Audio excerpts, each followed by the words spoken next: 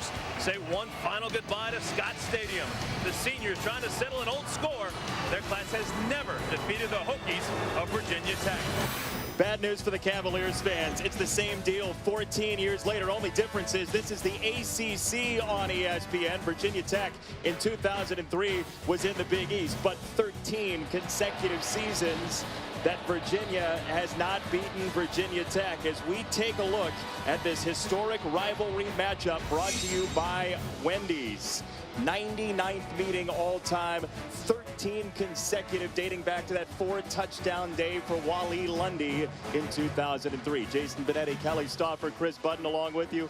Look, what do you do if you're Virginia to flip this thing? 13 years is a long time, and the first thing you have to do is you have to believe that you can win this game, and I think Virginia not only believes it, I think they expect to win tonight. I think that senior group is doing that, but they have to solve this equation. Bud Foster has been the defensive coordinator for this group during that losing streak for Virginia, and they have to solve that puzzle here tonight. Tonight's McDonald's kickoff captain is Carter Shaver from Summerville.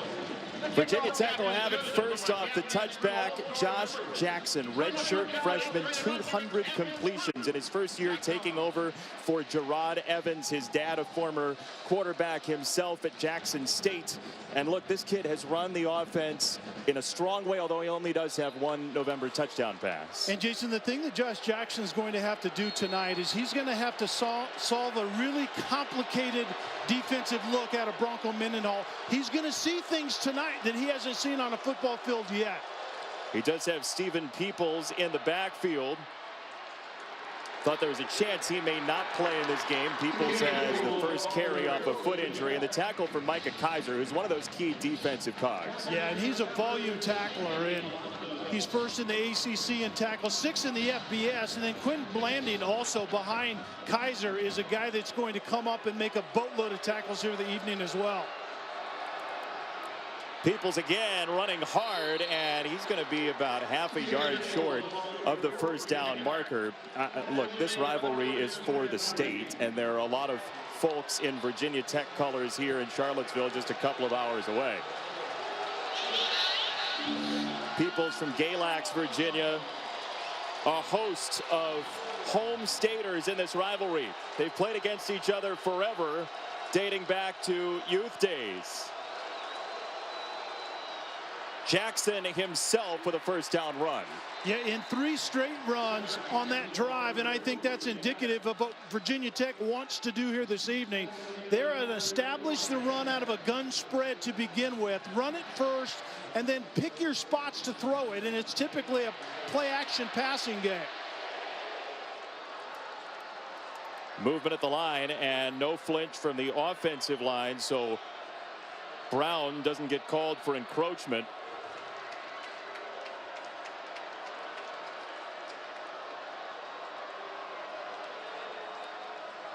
Another run and another trip up the middle for Peoples. He gets 5 more. And a lot of those run decisions, it presents as a quarterback read system, but it's, if Josh Jackson has a question, when in doubt, he's going to give it up to a running back in that run game. It's Cam Phillips, the leading receiver in motion. And more movement at the line as Virginia Tech runs the counter to Peoples, and he is thrown back. Kaiser was in there along with the cavalry. 5 straight runs to start this game for Virginia Tech, and to me, that's what a rivalry is all about. It's a physical gut check to begin with, and I think that's what Virginia Tech's doing, but Bronco Mendenhall wants to get Josh Jackson to this down and distance right here. 3rd and 4 or more is a big-time, high-percentage pass down, and Bronco Mendenhall wants to light this Virginia Tech quarterback up.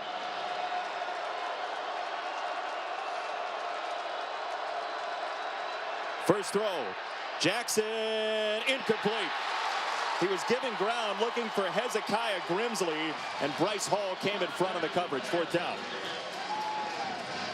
And that was defensive one-on-one for Bronco Mendenhall, Jason, is get to 3rd and a pass down, and he told me that it's a high percentage pass, 3rd or more with this Virginia Tech offense. Got him in 3rd and 4, and they threw the football, and Virginia defensively gets off the field. You can feel it in the air, can't you? You really can. It's a different feeling in this stadium than your average game. This one goes into the end zone for a touchback as we go downstairs to Chris Button.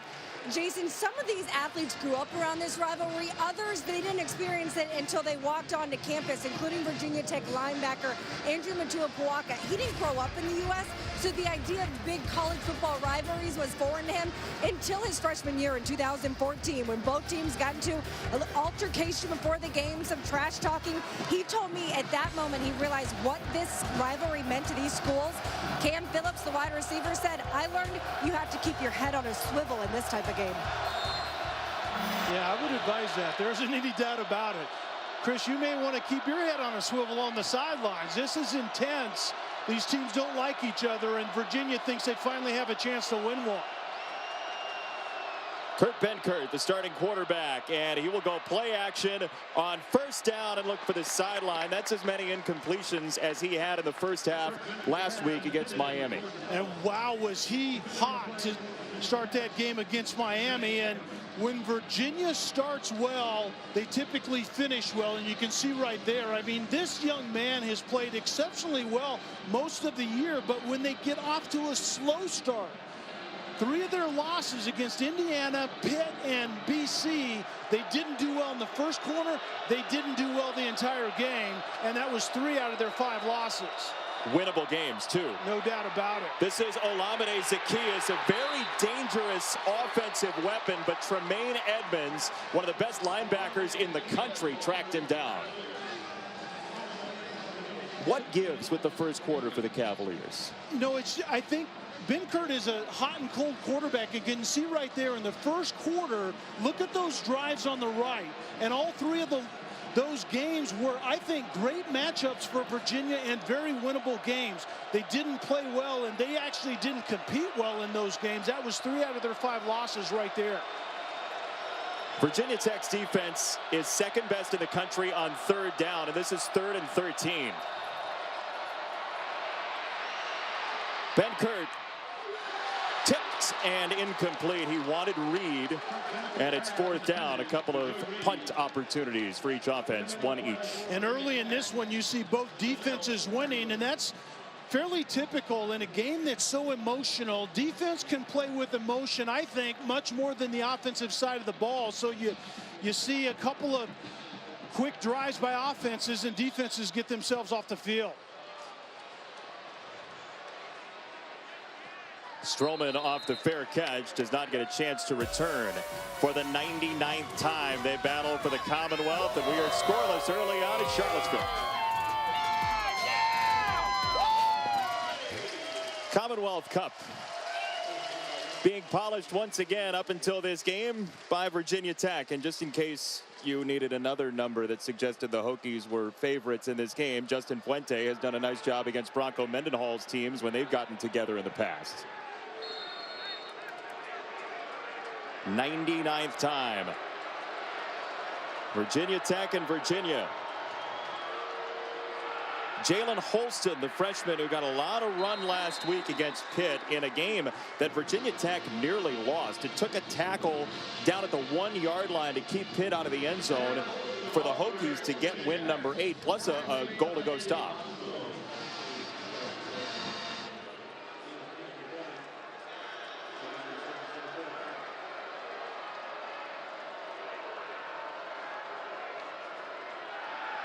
Quick set for Jackson, and he has a completion into plus territory. Grimsley, who came in with 2 catches in his career, has been targeted a couple times. And we see Virginia Tech going with a little pace here, and this is certainly a Justin Fuente staple in this offense. They want to go fast when they're in rhythm, and they are right now. Jackson, incomplete. Juan Thornhill had it fall near him off the deflection, and it's 2nd down.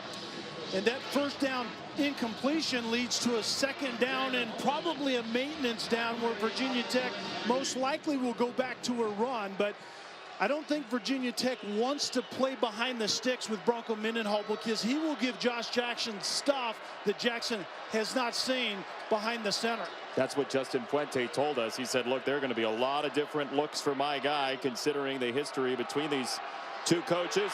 Stephen Peoples into space across the 40-yard line. Thornhill got him after a gain of 7, 3rd and short. Nice maintenance. And Bronco Mendenhall, obviously his expertise is on the defensive side, and it's a multiple, incredibly multiple, actually, was the words that Justin Fuente told us. And the young freshman quarterback, Josh Jackson, is they want to keep it simple and give him some clear and concise looks so he can get rid of the ball quickly. We'll see how that works out this evening. Jackson keeps it and runs into a wall. Jordan Mack, the sophomore out of the state of Georgia, with the stop. 4th down. What do you do? And I think you go ahead and play field position, but how big was that tackle on 2nd down by Juan Thornhill in the open against Stephen Peoples? And it looked like Peoples had all the green grass, and Thornhill makes a great tackle, forces a 3rd and manageable. And Virginia defensively comes up with another nice play, winning the line of scrimmage right now as that run game for Virginia Tech is trying to pound it at him downhill. The Aussie punter, Oscar Bradburn. And this one is thrown back from the end zone, and the call is going to be a touchback. No score in Charlottesville. 9 minutes to go in the first. Those last two guys you saw, Quinn Blanding and Micah Kaiser, top 2 tacklers per game in the ACC the last 2 years. Joe Giles Harris of Duke is ruining it right now. He's 2nd in between those two in tackles per game. But they just want to win against Virginia Tech. It's been a long time coming. Hasn't it? 13 years is a long time. What were those guys doing 13 years ago? Is that like early grade school? They were playing in a ball pit. Benkert on the roll on 1st down to the sideline, and nothing there. Jason, I spoke to Micah Kaiser and Quinn Blanding this week, and I asked if you guys won, where would this rate in your careers at Virginia? They said #1, and it's not even close. You know, Chris, we were at that game last year, and it ended up 58-10, I believe, up in Blacksburg. And Micah Kaiser said that was probably the first time in his life he's ever been embarrassed to be on a football field. And he's part of this group that Bronco Mendenhall came in and took over that is trying to change the course of this program here in Charlottesville. Jordan Ellis, stonewalled. 3rd down coming up. They're 2 great tacklers, but they're also a movie buff, Blanding. And Kaiser is a cook, but a little scuffle going on the field. Not shockingly, we showed you the footage from 2014. I don't think it'll be the last one. Yeah, that's early. I was starting to say until the ruckus broke out, Blanding is a movie buff, Kaiser is a chef, but they can knock you down in their own way. Yeah, and great tacklers and great leaders. Blanding said the first time he ran out of the tunnel here in this stadium, it changed his life. That's the investment that those 2 young men have made into this program. Benkert on 3rd down, loads up a long one, and he's got it. Joe Reed. 23 yards from Benkert. And Joe Reed is a big body guy that has exceptional hands, and he's just going to run up the seam from that slot position.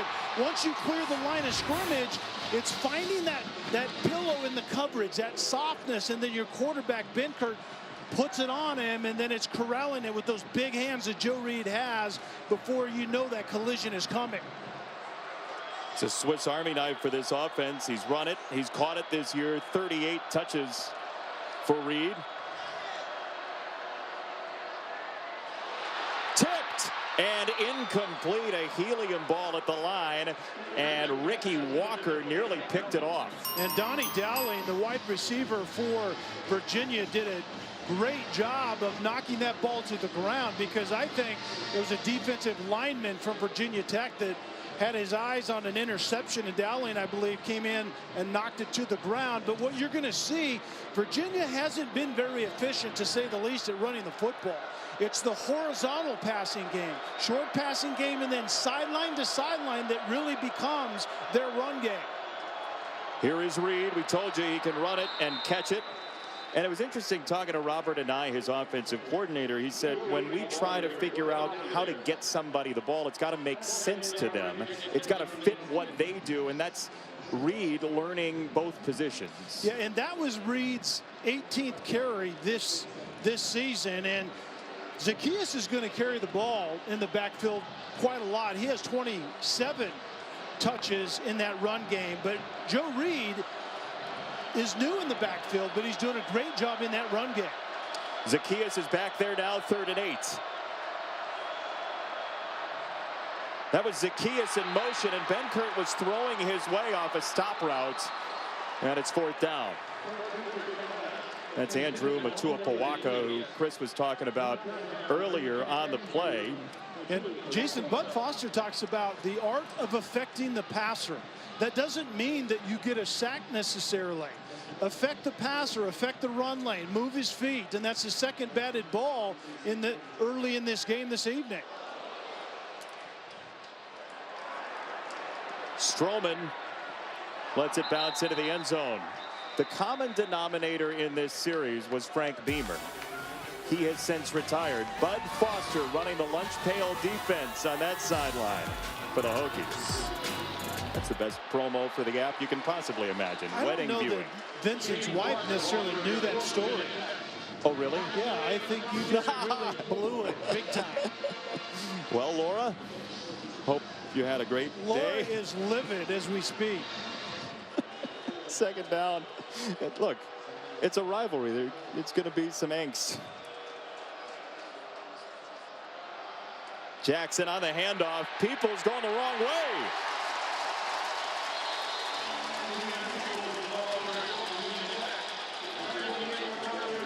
Andrew Brown did a really nice job of getting penetration early from his defensive end position. And it kind of bubbled that run, and when you bubble a run, you force that runner off the line of scrimmage, and then defenders can rally to that point, and Virginia is very good at doing that.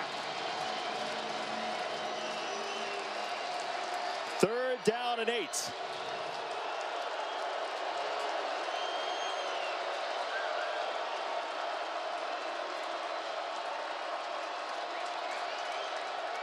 Jackson lofts it. Phillips. Oh, he stepped inside and brought it in. What a play by Cam Phillips. And what an adjustment by Cam Phillips. He actually was doubled underneath. There comes the linebacker over the top, and the linebacker was just a little bit late. And Cam Phillips makes a great adjustment on the ball down the field. Chris Moore, the linebacker, lost the ball. And Phillips paid it off as Deshaun McCleese, the redshirt sophomore, gets his first carry, and we hit the end of quarter number 1. Nothing on the board. The battle for the Commonwealth has 3 quarters to see some points. Well, right now, not gone and not forgotten for the Cavalier fans. Yeah, they have to make it happen, right? Yeah, it's a little early for the gravestone. No score after 1 quarter. 13 straight wins for the Hokies in this series, who are driving behind the redshirt freshman quarterback from Ann Arbor, Josh Jackson.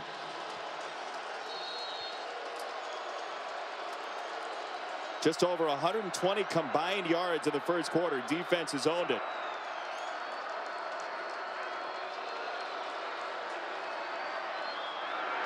McCleese chased by Kaiser. He got the corner on him and a 1st down.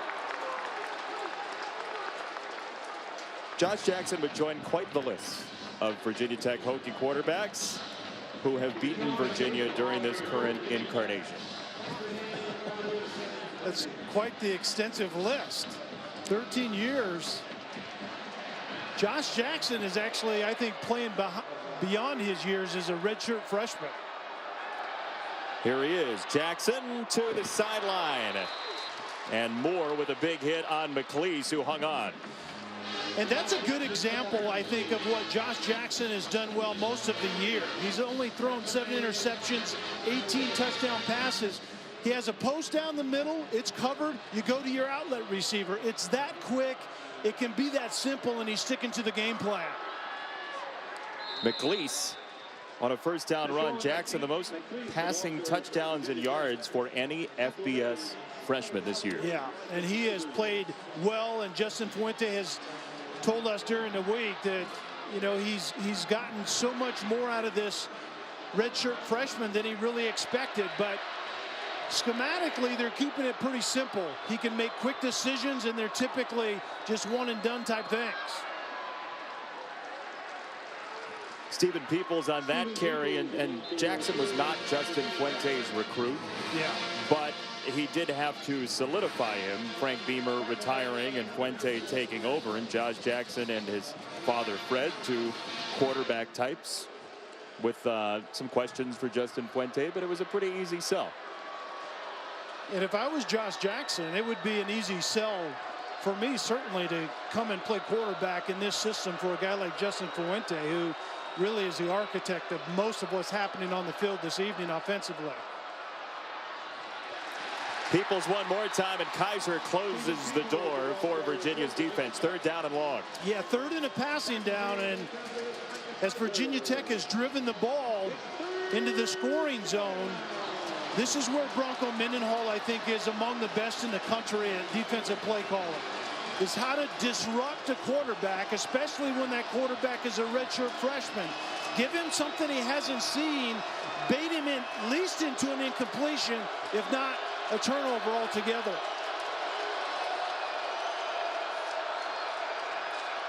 Jackson steps up. Jackson runs and dives. He's going to be short by a couple of yards. Now Virginia Tech has an up-in-the-air kicking situation. Joey Sly with a hamstring injury was warming up, and the field goal unit's on the way. Yeah, Justin Fuente did not hesitate to bring the field goal group out. And that's another simple look for Josh Jackson at quarterback. You get down there and it's a sure passing down. You go empty set by motion and you let him run the quarterback draw. If you get it, great. If not, you do this. What they're trying right now is a field goal attempt. So Sly is not in. Johnson will kick it. And Brian Johnson, for the injured Joey Sly, starts the scoring this evening. Johnson kicked last week, and he is involved in the biggest game on the schedule for these teams normally. And Virginia Tech has taken a 3-0 lead thanks to a field goal from Brian Johnson, who replaces the injured Joey Sly. Sly is here, but not playing with a hamstring injury. And what you lose may be accuracy, but also touchback ability. Yeah. Sly 51 out of 59 in touchbacks this year.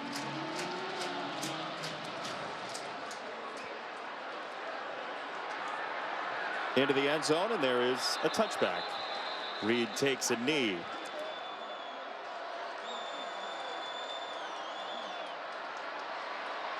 Benkert, another roll, and he threw it behind his target, Richard Burney. That touchdown you're talking about in the Miami game, the first score of last week. Yeah. Oh my goodness. I mean, it's crazy when you consider the speed that's on the field defensively for Miami. And Zacchaeus gets a short pass. He's flat-footed, and he absolutely accelerates and runs by everybody.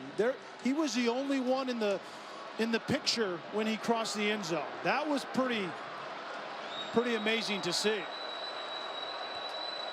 Against a very athletic Miami defense. Oh, one of the most athletic in the country. It's a draw and a handoff, and the ball on the deck. Ellis got back on it. And that's not what the Cavaliers need. No, and that was somewhat of a sprint draw. So Benkert is actually acting as if he's getting out of the pocket, and Jordan Ellis is set up outside as if he's going to chip the defensive end. I don't think that ball was seated properly. As a quarterback, you stick it right in that belly button, and it seemed a little high on Ellis at times. Seated properly? What do you mean? Yeah, just you got to look it into the belly button, and you don't put it up on the shoulder pads where it's hard and can bounce off, and Ellis did not have a grip on that whatsoever. Benkert has to snap it off with pressure bearing down on him from Hill, and it's fourth down. Yeah, you're not going to make a living, Jason, when you get into a pass down with Bud Foster and a lot of man match coverage on the back end. And then it's the pressure on Benkert as well, and he does a nice job does the quarterback in getting down. Trevon Hill was the one that got the pressure, but very good coverage once again on the back end for Virginia Tech. Virginia's nicely avoided Stroman today. Lester Coleman punts this one out of bounds.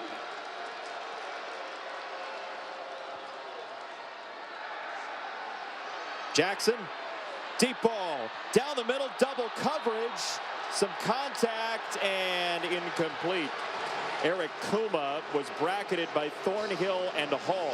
Yeah, Thornhill did a great job of jumping off of the receiver that was going on a deep over route across the field. So he essentially, like you said, Jason, became the double with Bryce Hall on the receiver going deep, and that was well defended once again. Off the play action pass, you talked about the run game for Virginia Tech, and guess what's coming when they're running it?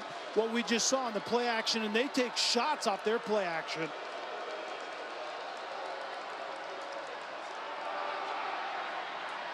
Second down run.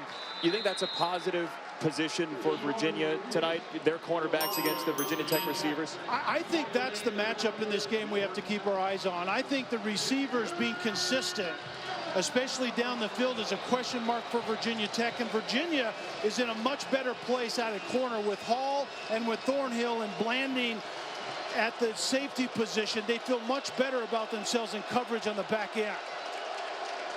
Third down, Hall blitzing from the corner, and this is intercepted. Juan Thornhill got in front of it. It's his fourth of the year.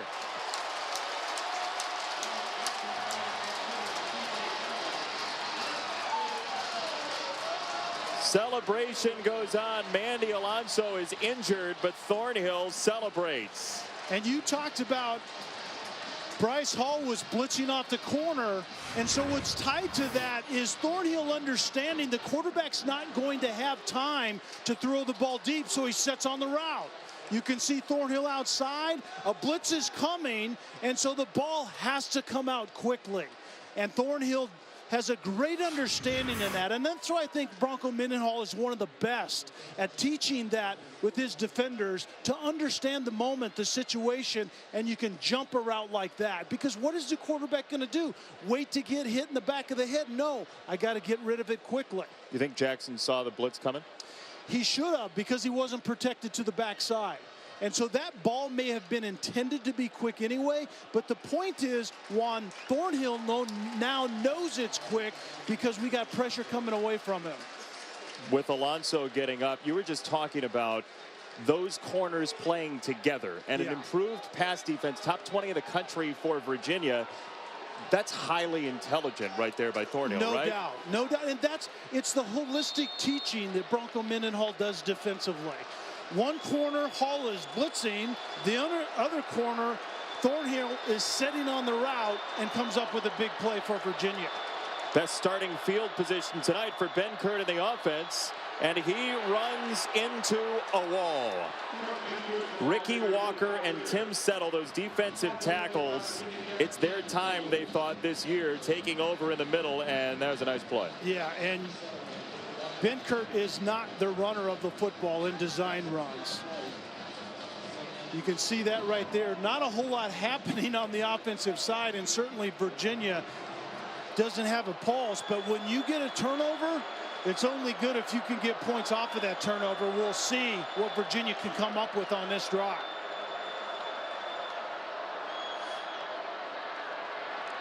Design roll, Benkert to Zacchaeus, and Olamide Zacchaeus tackled by Newsome. Third down and short coming up. And Newsome had Zacchaeus covered like a blanket initially, but as Zacchaeus saw Benkert by design rolling his direction, Zacchaeus rolled back inside, and Newsome lost him a little bit. Olamide Zacchaeus of Nigerian descent. Very smart young man. We spent some time with him earlier this year. Highly intelligent, highly athletic. 3rd and 2 for his team. Ellis was out in the flat. Benkert goes the other way, and he's got the tight end Tanner Cowley for his 2nd grab of the year. This is a case where pressure actually helps the quarterback. Benkert is going to get flushed to his right just a little bit, and then Cowley is coming on a crossing route from left to right. He wasn't really factored into it initially, but the quarterback got flushed that way, and lo and behold, there's my tight end, and a very important conversion on this drive.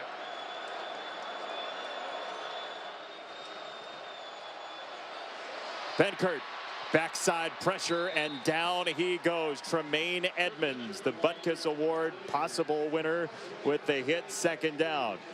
First down passing for Virginia right now is a tendency, and I'm not the only one that knows that.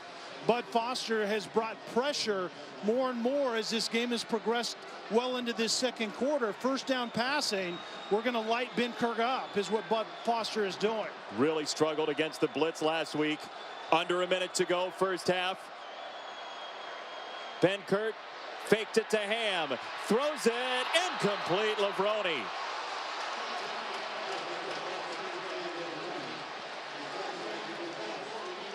Well thrown. Very good route by Lavroni. He just doesn't finish. On quarters coverage, if you can get a speed receiver and Lavroni up on that safety at the top, he has no help anymore. Very good route, very good throw, and just not a good finish by Lavroni. Looks like it goes right through as a skosh high. Lavroni behind his jump just a little bit. Benkert, third down. That's short of the sticks either way. Donnie Dowling at the sideline. I think you're right. Dowling came back, rightfully so, or this wouldn't have been a completion. Well thrown, snatch it. About a yard short. So it looks like Virginia's going to go ahead and kick this thing. A.J. Mejia, 8 for 10 this year. His long is just 38. This would eclipse that from 41. Mejia to tie the game. No good. Well, Bronco Mendenhall told us that 25-yard line and in is where he felt comfortable putting Mejia in there, and they were 2 yards inside of that, and Mejia still couldn't pay it off. Justin Fuente's team with a 3-0 lead. Virginia gets it after the break. Time for the halftime report. Adnan, Jesse, Joey, take it away. You're watching the ACC on ESPN, and we promise you points at some point tonight here in Charlottesville, Virginia, but not so far. One of the lowest scoring games in the FBS at halftime this year. Jason Benetti, Kelly Stauffer, Chris Button in a moment. What do we got to do for some offense? You didn't expect this? Great defense. I hope people can appreciate the defense that's being played right now. And I don't think either offense is going to discover a way to methodically drive the ball in the second half. I think it's going to have to happen via the big play, or it's not really going to happen at all. This one's going down to the wire, I believe. Well, these are two great defensive minds, and Kurt Benkert, who only had one incompletion in the first half last week, has missed on some deep balls.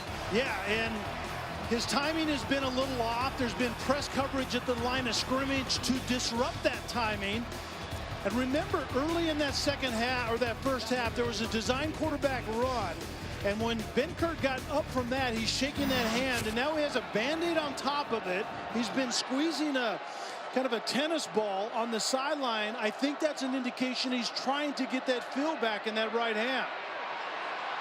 Benkert to run this time, and he has some space for a first down. Chris Button, what do you have?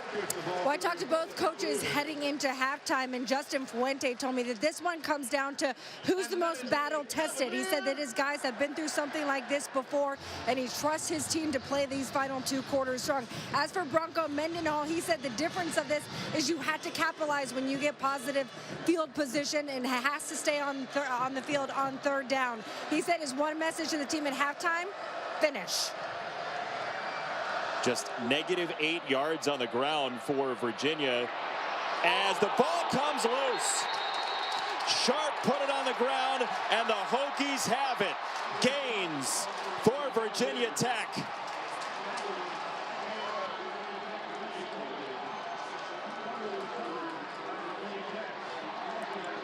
When points are hard to come by, Jason, this is how games like this, the tide turns a little bit. Reggie Floyd, I believe, had the contact that jarred this ball loose. A great job of putting the shoulder pad of Floyd right on that ball, and it's the turnovers. When offenses can't drive it for any length of time, you need your defense to do something like this.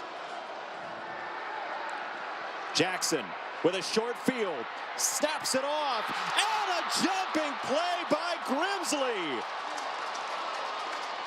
Wow!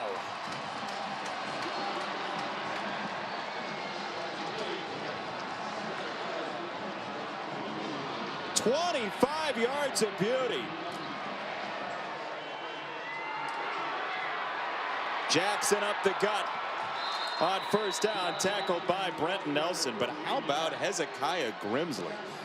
That's called making a play at the high point. Contested ball down the field, and Grimsley comes down with it, and he needed all of that 6 feet of his, and a timely big play for Virginia Tech. Freshman out of Williamsburg in motion here, and they will run it for not much. Trayvon McMillan yanked down by Eli Handback. Justin Fuente told us that the question mark was the receiving group, and particularly on plays like this. Can we do anything to scare Virginia on the perimeter? And it's plays like this that will do that. But that just gets you down to this down in distance now. 3rd and manageable, makeable, deep in the scoring zone. 3rd and 3, but Virginia Tech hasn't exactly been lights out in this down and distance 2 prior times in this game in the first half. McMillan, the running back. Jackson to throw, fading away, end zone. Chris Cunningham.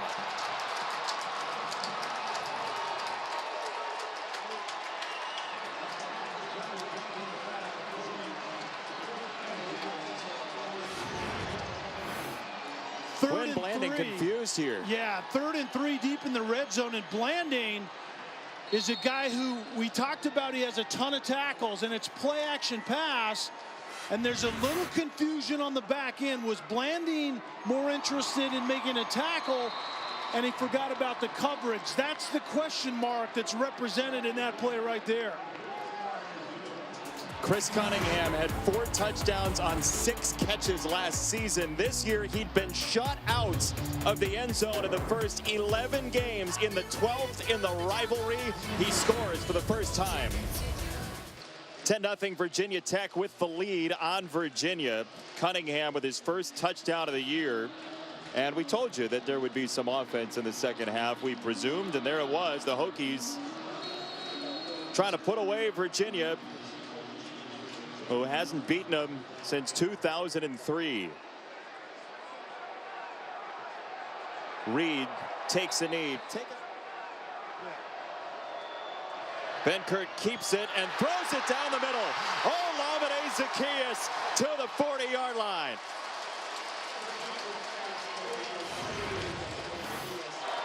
This resembles a run-pass option, but I think it turns into just play-action pass. It's one at the line of scrimmage by Zaccheaus. But remember what was going on in the backfield. It was a run fake. Zaccheaus gets by the defender, and then Benkert makes a really nice throw off of platform. He couldn't set his feet. It wasn't really designed to set his feet, but he throws a good ball anyway. 28 yards for Zaccheaus. This run for Jordan Ellis, a minimal gain. Jason, Kurt Benkert still working with that tennis ball on the sidelines. The bandage is to cover up a cut that's still bleeding, but he does not appear to be in any pain. Now, during that last series, he was telling his wide receivers that they need to speed up their routes because he's not getting enough time from his offensive line to throw the football. Speed up your routes. What does that mean? Well, I don't think it's easy to speed up your routes based on the coverage. I think if it's true man-to-man, you can break them off a little earlier, but it's easier than said than done for receivers just to all of a sudden change that.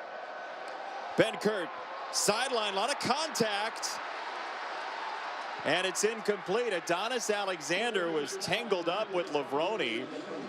That ball was in the air, and there was some jostling going on, but Kurt Benkert has passed the guy who last beat Virginia Tech. 2003, Matt Schaub did it. Single season passing yards. Schaub got the win in 03. He had the record in 02. And I think what Chris was referring to, based on what Benkert was saying, is against man-to-man, you can kind of break out the route anytime you want. But that doesn't mean that you're going to be on the same page as your quarterback. You both have to see the same thing in coverage. They decide to run on 3rd down and 7. Edmonds the stop, and what do you think of that? I don't think much of it when the run game has been non-existent. And you would think, well, maybe they already decided if they got into a short yardage situation, they were going to go for it. They were going to be nearing the 50-yard line, but they got little to nothing out of that run. Interesting call. 12 rush yards all game long. 3rd and 7, you run it. That is a laser too far. Lester Coleman hammered it. Touchback, Virginia Tech ball after this in a 10-point game. Virginia Tech gets it back and goes to the ground with Stephen Peoples on a strong run on 1st down. He's tackled by Blanding.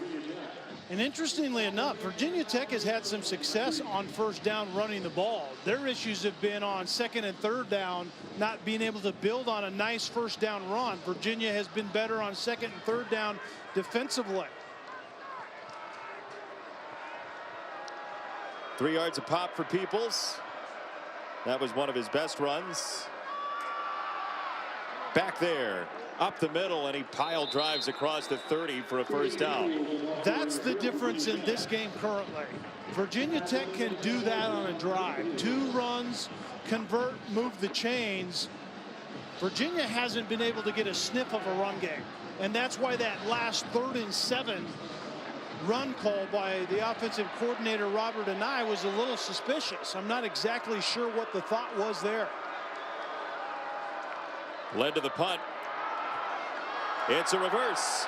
Grimsley just short of the 40-yard line. They have used Hezekiah Grimsley, the freshman who had 3 touches all year long, as a spark today. And Jason, you know what happens, and Justin Fuente told us this in a couple of situations with Grimsley, with Phil Patterson. Those younger guys start to flash in practice. They don't just show up in a game and get something done. They start to show up in practice, and then coaches feel comfortable giving them some touches, and that's what we're seeing out of Grimsley, and we saw it last week. Phil Patterson had a couple of catches out of nowhere. Jackson, short set. Once again, Grimsley. Quarterbacks get more used to the guy in practice too, right? That's a part of it? Oh, no doubt about it. It's all about chemistry, but the starting quarterback in particular, Josh Jackson in this case, doesn't get a lot of reps with those young guys sometimes when they're not going to get significant playing time. You start to flash a little bit in practice, you get more practice time. That sometimes becomes more playing time. 3rd and 1.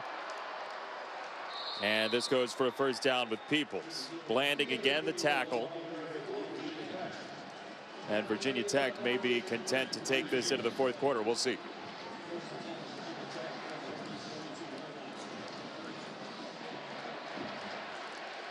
Well, Justin Fuente was the ACC Coach of the Year last year in his first season replacing Frank Beamer. He goes to the 4th quarter tonight, making more friends in Blacksburg. It's not easy to take over for Beamer. You get 2 straight wins against Virginia, you're starting down the path. 4th quarter in Charlottesville. Virginia Tech with the ball and a run from Peoples, stopped by Kaiser. Short game. So if Virginia's going to win this, Cal, what does this 4th quarter have to look like? Well, I really think Virginia's defense not only has to get off the field right here, but they probably are going to have to turn the ball over at some point in time to give their opposing or give their offense better field position. The offense is getting absolutely nothing from Bud Foster's Virginia Tech defense. 3rd down. They didn't make him like Quinn Blanding back in the day when Fred was playing either.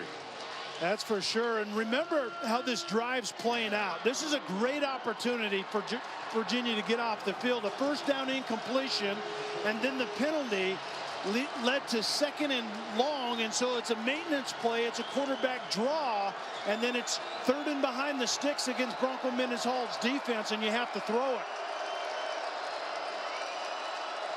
Have to get to the 31. And that's going to be short of the marker, but Grimsley went down to get it, leading to a choice for Justin Fuente. You're going for it, right? Yeah. I think you're going for it. I think the field goal kicking in this game is iffy. This would be a mammoth shot to begin with. And Virginia Tech is playing with both hands. They have some semblance of a run game. And then you have a mobile quarterback in Josh Jackson that we've already seen. You can't forget about on that naked boot earlier where he converted on a 4th and 1. This is about 1.5 yards.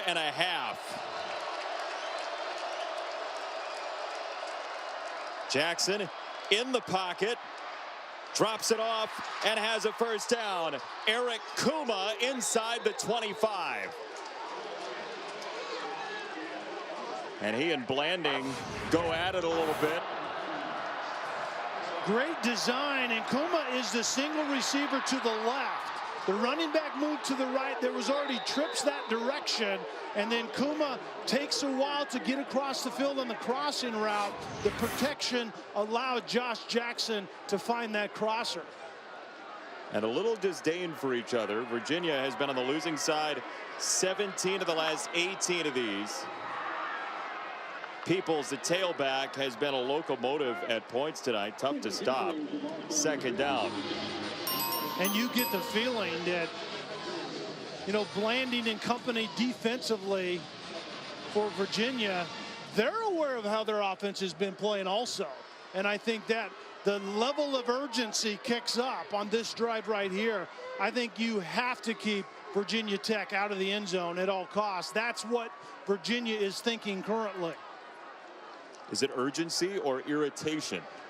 I think it's urgent irritation. Consult your doctor. 2nd down and 7. They do have a salve for that, I think. On the ground, up the middle to the 16 with Peoples. Blanding again comes up to make the stop. An offense that's two-dimensional obviously is more difficult to defend, and so when you have a 2nd and pass down, but you can run it and maintain and stay kind of on schedule down and distance wise like Virginia Tech just did to end up in 3rd and 2, that is huge. 15th play of the drive. Jackson and Hezekiah Grimsley may have given back some yardage. Let's see where the official spot is. He's going to be a little bit short. Yeah, I think that true freshman, it was poor situational awareness. I think there was an opportunity to plant your right foot if you're Grimsley and convert right there. I think it was a lack of awareness by the true freshman on that play. So instead of going for it, 4th and 1, Johnson called upon to kick from 32. Two-score game remains that way at 10-0. Interesting call. 4th and 1. They turn to the special teams. Virginia takes over with some life. Virginia has field goal kicking issues. Mejia has missed already tonight, and so you take the field goal try if you're Fuente, and you make it a 13-point game. All goes well, but Virginia's likely not going to kick tonight unless it's very close. And that's not happening anytime soon. Ricky Walker dumps Benkert. And Bud Foster's defense continues to roll. Yeah, and he's pitching a gem of a game here tonight. 98-1 when there are only 10 points on the board. And it's during this time that he starts to tighten things up a bit and go goes for the knockout punch. Benkert moving pocket again. He unshackles down the field. And it's caught! Andre Lavroni brought it in. Strowman and Floyd were draped on him. A game changer. You will watch football a long time and not see a player catch the net. It is immensely difficult to catch a ball directly over your head. That's why as a quarterback we're taught not to throw it that way. That's where that one came down to Lavroni. And then he goes and finishes when there was great coverage by Strowman on that particular play. Penalty declined. They take the 51-yard effort. Now Ham out of the backfield off an Ellis block, and the Virginia running back tandem blocking for each other. First down. You never know what play is going to ignite you as a team, and that missed field goal may have been just that. Virginia maybe smells an opportunity, but they still have to finish against a Virginia Tech Bud Foster coach team that's been really good today. Benkert, some rhythm to the offense now. He was snowed under by Tremaine Edmonds on the roll. And second down. A Butkus Award finalist is Tremaine Edmonds at 6'5", 250, and his length and his speed was enhanced in the weight room in the offseason. And that's bad news for the ACC as a whole, but he covered a tremendous amount of ground and made a perfectly good hit on Benkert way outside the pocket on a designed move of the pocket to get Benkert out of pressure. Edmonds' brother Terrell out for the year with an injury. Benkert, a lot of time, some zip on it, and Dowling down to his knees. Virginia, another first down, gain of 16. Benkert hasn't had this kind of protection to deliver a ball like this. The question is whether that ball was on the ground. After review, the receiver did not complete the process of the catch. Incomplete pass. It'll be 3rd and 10 at the 30-yard line.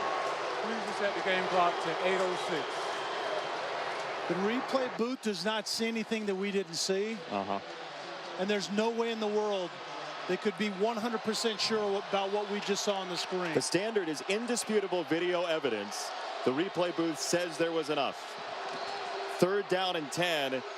And this is out of field goal range for Mejia, whose long this year is 38. Yeah, you have to be thinking, if you're Virginia, 2 plays to get this in the end zone unless you get it really, really close. Benkert giving ground. Benkert whistles it out of bounds. 4th down. What are you going to do here? First of all, I don't like that call. When you split the field in half, Virginia Tech has covered that. And now flag late. A late flag, and Donnie Dowling got into it with a Virginia Tech player, and they may lose 15 and have to punt. Yeah. Wow. Both teams have stepped on their ball of yarn and let it roll down the stairs. Donnie Dowling pushes, apparently. After the play, unsportsmanlike conduct, offense number 5. 15-yard penalty will be 4th down. And because that's it's number after 5's the first play, foul for unsportsmanlike conduct. Because it's after the play, you don't get the down back. It's 4th and 25. Yeah, egregious. Dowling just has to keep his cool well after the play, looking back, and he makes contact with Trevon Hill and knocks him to the ground, ends up pushing him. I mean, you just simply have to keep your cool regardless of what's at stake in a game.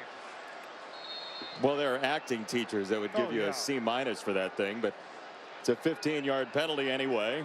Strowman back to receive the punt. And he waves for a fair catch inside the 15. Disastrous turn of events if you're hoping that Virginia can win for the first time in 13 years. They say 2's a company and 3's a crowd, and the crowd of 3's have been screaming at each other in the break. Greg Strowman and Quinn Blanding were jawing across Scott Stadium's turf, and a 10-0 score. Virginia Tech trying to put away its 18th win in 19 tries against their rivals from Charlottesville.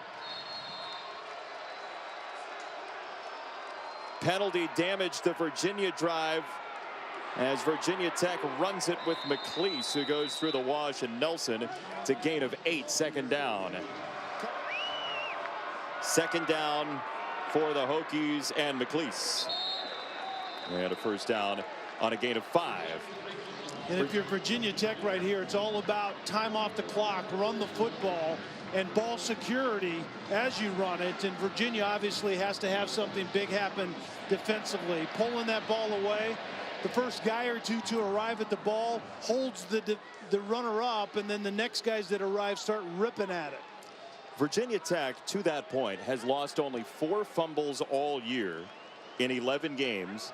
Virginia has recovered only 3 fumbles all season. It would be rare.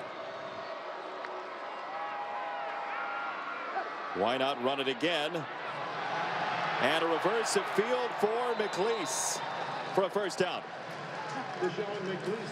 Jason, to get a sense of the emotions that this Virginia team feels, Chris Peace told his team before the season, our program is a joke. We are the laughingstock of college football. That's what his team needed them to hear to get them to rally together. They say that was the turning point for this team to really buy in. And honestly, you see it on the sidelines. It's a different team down here. You can tell that they believe, and no matter, even after the interceptions, even after that last drive, you can tell they still believe they can win this.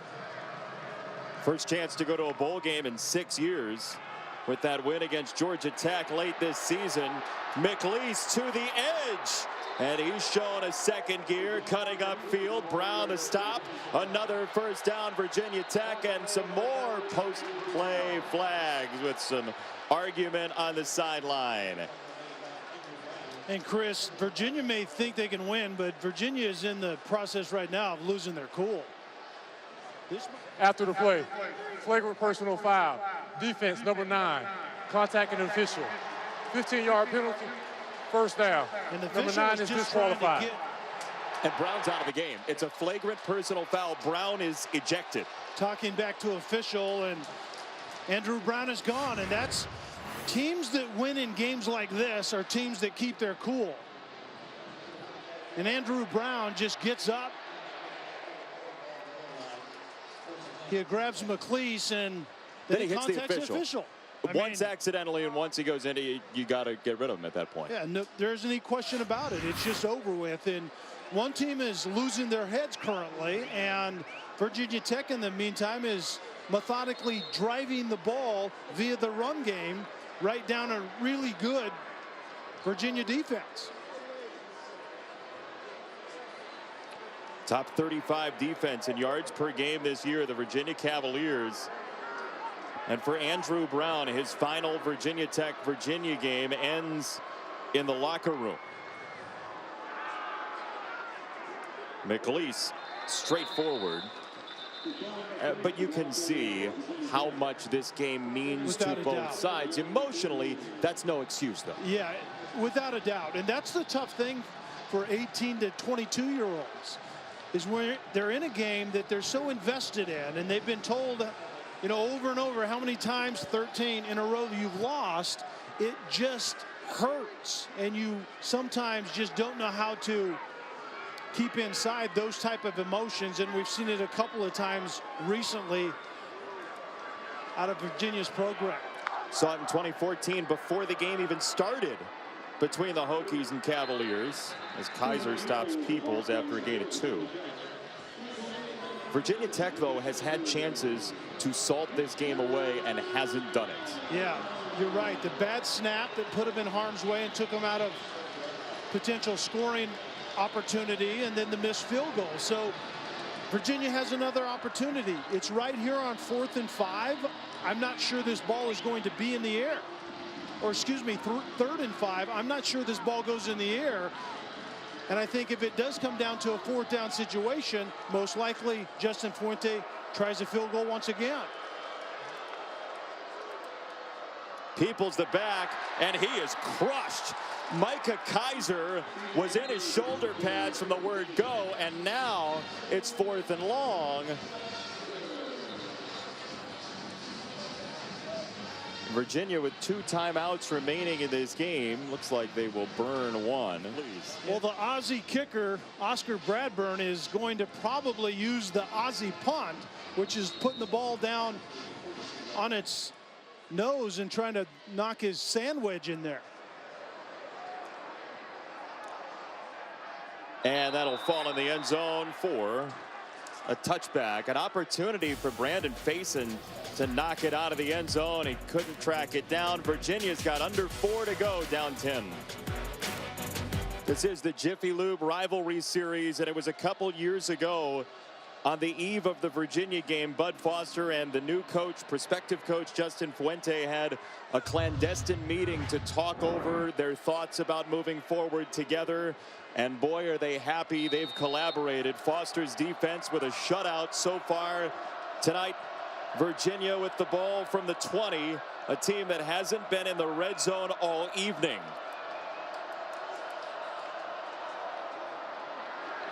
Interesting, they run with Ellis, tackled by Settle. 1 timeout left. We're closing in on 3:40, and we're trying to run the football in a way that we haven't been able to do all night against this Hokie defense.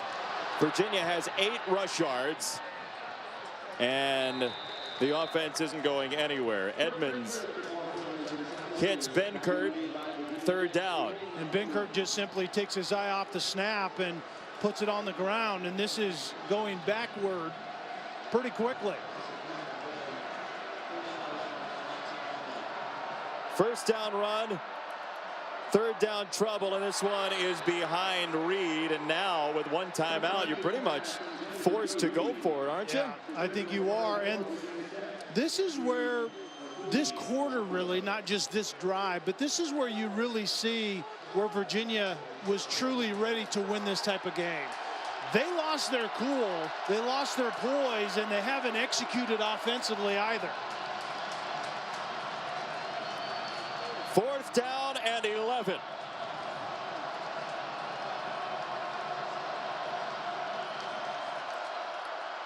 Benkert. And it's short. Terrell Jana shy of the 30-yard line. A turnover on downs.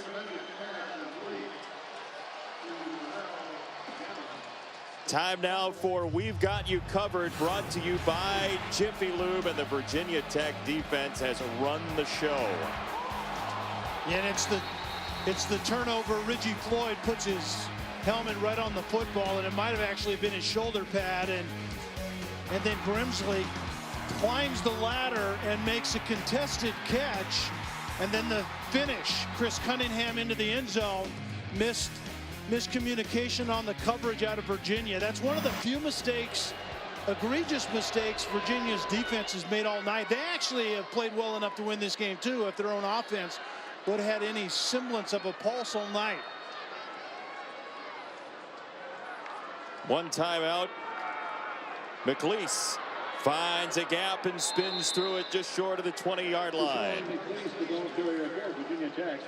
It looks as though Kaiser and Blanding and those seniors for Virginia, who have had a resurgent year, are going to lose yet again to Virginia Tech.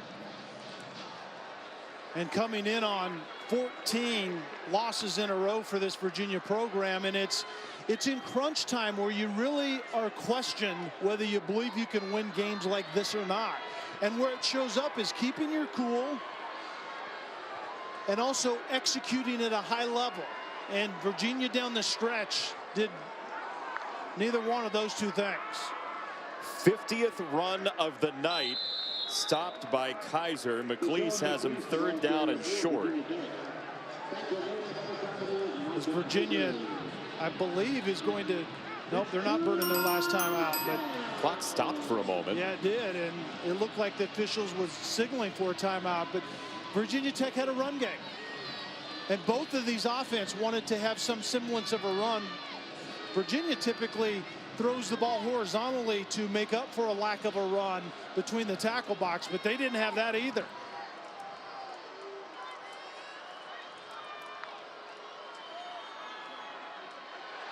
Stephen Peoples, first and goal.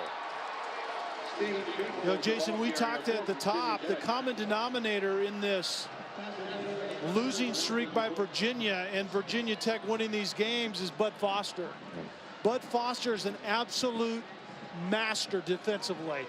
And the greatest hire a year ago was Justin Fuente being able to keep Bud Foster as his D coordinator.